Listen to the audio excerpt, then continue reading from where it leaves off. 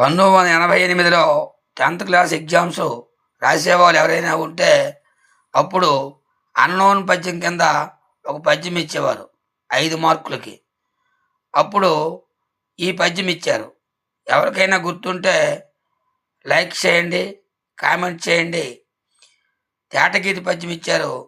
అప్పుడు ఈ పద్యం నేను రాయగలిగానంటే అప్పుడే నాకు తెలుగు మీద మంచి పట్టుంది. తివిరీసుమన తైలంబు తీయవచ్చు, దవిలి ముఖతృష్ణలో నీరు త్రావవచ్చు, తిరిగి కుందేటి కొమ్ము సాధింపవచ్చు, చేరి మూర్ఖుల మనసు రంజింపరాదు. బావుగా ప్రయత్నించి ఇసుక నుండి నూనెను తీయవచ్చు, అలాగే ఎండమావుల్లో సైతం కష్టపడి నీటిని త్రాగవచ్చు, తిరిగి తిరిగి కుందేటి కొమ్ము సాధించవచ్చును. కానీ మూఢుడైన మూర్ఖుని మనసు మాత్రం సమాధానపరచుట ఎవరికీ సాధ్యం కాదని దీని భావము.